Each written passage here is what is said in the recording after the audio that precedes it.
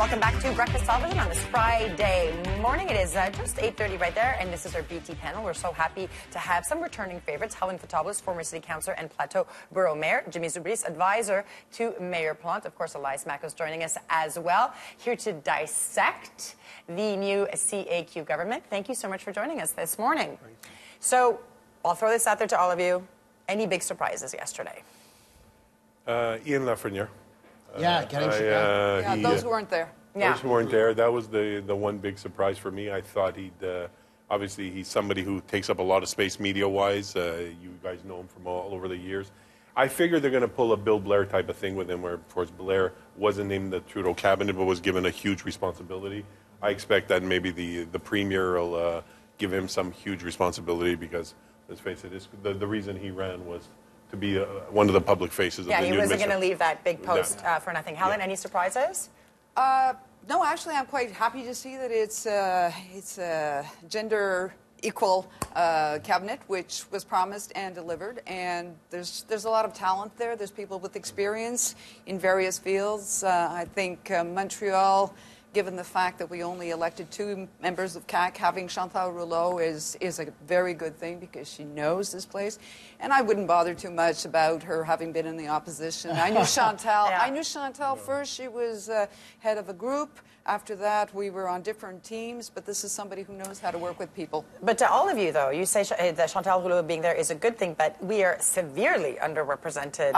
And so what does that mean? I mean, Elias was talking about who's getting carrots, who's not getting carrots, who's getting the stick. What happens to Montreal? I don't think the CAQ is that dumb to ignore the metropolis and economic driver of this city. There are ways around that. Listen, the bottom line is Montreal didn't vote for the CAQ. It's going to be hard to have a lot of ministers when there's no MNAs from the island of Montreal. You've got Christopher Skeet in Laval. This is a guy. This is the new head of the English Secretariat, yes. Indeed. This is someone I went to Dawson with. I mean, he knows Montreal. He knows how important it is. He's a business guy. So you have to hope that the people that are in the surroundings are also going to know this and make the case for Montreal, because, listen, we don't want a repeat of what happened when we had the PQ government, and then for 18 months the economy really got derailed with a clueless finance minister at the same time. But so we need to sort of stay the course. But how do we stay the course? How does Montreal make itself heard? Well, first of all, François Legault does live in Montreal. Right? Let's not forget that. And he's always been... He's somebody who's really pro-business, and it showed in his cabinet, whereas...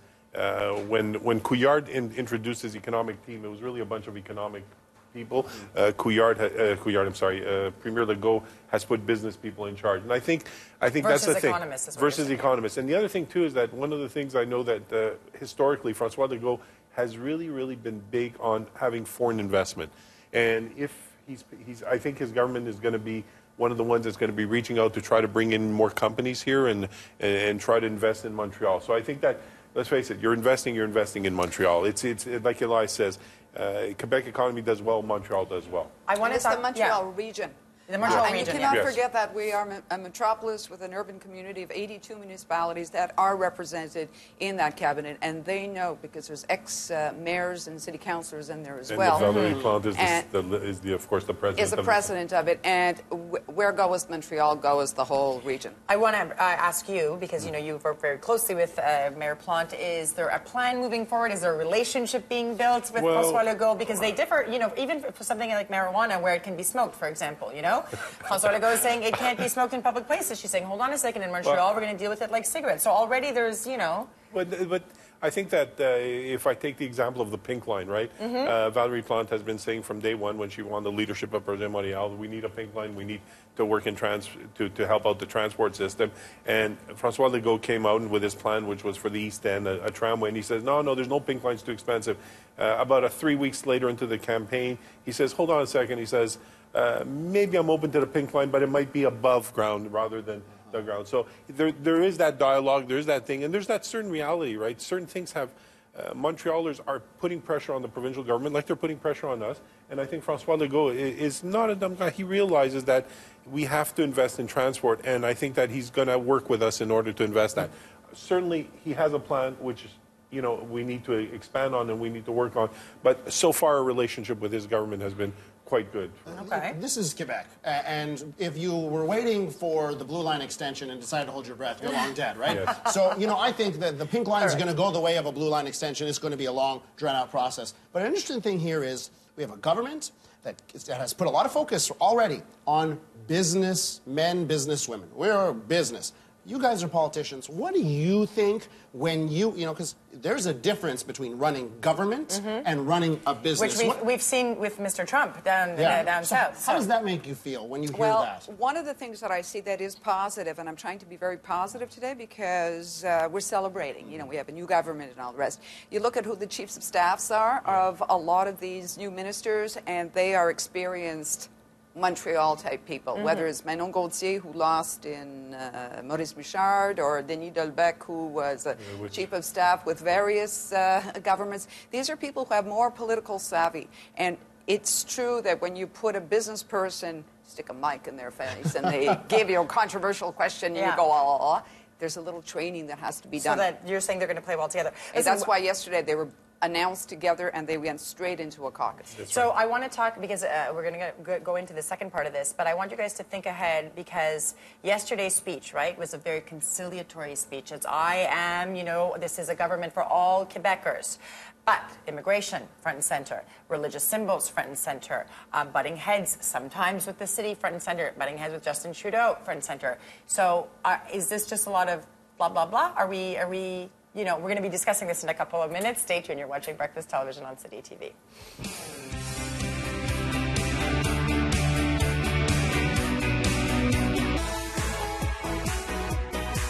All right, welcome back to Breakfast Television. Jimmy Zoubris and Helen Fotopulos continue to chat up a storm with us as we discuss this brand new CAQ government announced yesterday at the National Assembly. Let's talk immigration. Let's talk this very hot potato of an issue. And they've put there Simon Jolin Barrette as the Minister of what we said, immigration, diversity and inclusion. A young person, experience, up in the air. We don't know how much he can handle this. Will he be able to handle this? Helen, why pick someone like this?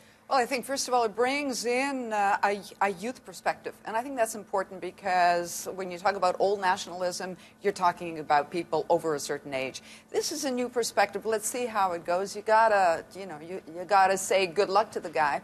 How this is going to resonate in the various communities that are affected is going to be his big challenge. And I think also you've seen that from the day of the election till now, there's been a bit of a softening of the position of the CAQ. And I think here comes a guy with no baggage, right? He wasn't there before. He basically sits at the table with the different people and says, all right, guys, what are we going to do? This is what we want to do. How are we going to get there? Is there a grandfather clause? Is there going to be this? So you're taking his inexperience as you're flipping it to an openness. I think that, look, I think this file is going to be one of the files that's going to go through the Premier's office. It's just too big, too touchy. And I think he's put a face on it, which is a lot softer. The same way he picked that House leader who's going to handle the debate in the House. I don't remember his right now, but it sends a message, right? Who your House leader is the face of the government every day. So I think that he, even in his speech yesterday, I think he just wants to tone down a bit the rhetoric. He's toning down the rhetoric, but I'm not as optimistic, guys. I mean, I wish I could be as optimistic, but I think for the CAQ, they want to play a long-term game here. They want to get reelected in 4 years. They know how they got elected this time. And, as much as they, that line, prends moins, mais prends soin, right? That François Hollande kept saying. I'm sorry. They're going to drop that number. They are. And whichever means they take to do it, that's going to happen. They are going to attack those religious symbols. Yeah. Whichever way the means they do it, well, that's up for debate, but they're going to do that. So I wish I could think, maybe they're going to have to soften that tone, but there's no softening here. Helen, sorry, I want to bring Helen in. Yeah. That's a pessimistic view, and that's going to happen. I mean, you're going to have demonstrations. We're in a democracy where, people express themselves and they don't get put in jail for it. That's a reality that we have to applaud.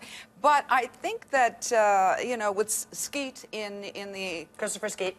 Yes, in the... 450. Yes, but responsible for the others. Yeah. And that means English speaking, not Anglos. So, or whatever the definition is these days. I think it's important to see that those voices get heard and that there's forums for it. I think also some of the things that were asked by the sort of the English lobby, the English-speaking lobby, was to see more Anglo faces in the nomination processes, because there's nobody, virtually. There's maybe 3 or 4 people that have been named by the Liberals, So the CAQ can improve the score and have more of those voices. I certainly, the 2 days after or the next day after the nominations, hoping that somebody's going to hear it and see that, yes, there should be more diversity and inclusion in government bodies, especially where you can name people and not necessarily right away into the public service. I do wonder, though, Elias he has a rather more pessimistic, I should say, view than the two of you.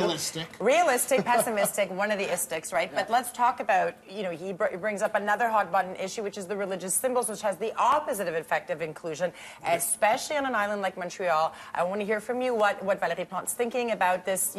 They haven't. You say they've softened it, but I don't hear it or feel a softening. Yeah.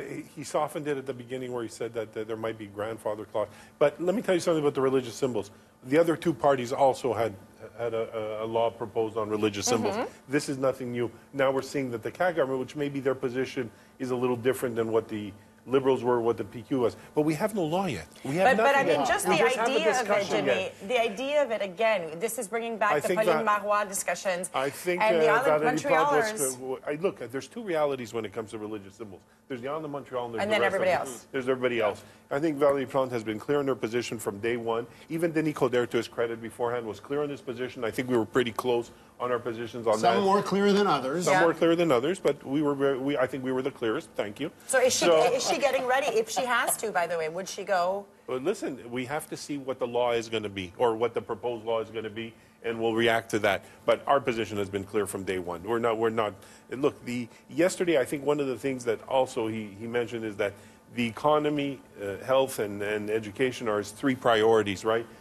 This affects those. As much as we don't want to think that this is a separate issue, this affects those. This affects the economy. Francois Legault, that's going to be his priority. Helen, what do we think about these religious symbols? Are we going to get bogged down in these questions about crucifixes also in public buildings and in city halls and all the rest of it? I mean, at some point we're going to have to address that too, because if you're going to ban it from heads and necks, you're going to, you can put it in a museum and say this was the crucifix that was in all these places, but to keep it there and to have a double discourse, to me, that's something that doesn't quite jive. And I think it doesn't for a lot of Quebecers who have turned the page on religion and become a lot more laïque. Quebecers or Montrealers? Again. Quebecers. Okay, you're saying Quebecers in general. The quiet revolution. Yeah. And we have to point out that most governments don't do spinning plates and have 10 things going and they're trying to spin them all. They take an issue, they deal with it, move on to the next thing. So let's look at what they bring to the National Assembly, the big bill they want to table first. What is it about? If it's economy related, well, then they're walking the walk. If not, if they go to religious symbols first, that shows priorities. Well, the 2 of you are very optimistic. You would say realistic. Thank you so much again to Jimmy Zoubris and Helen Fotopulos. We'll chat very soon. All right, stay tuned. You're watching BT on City TV.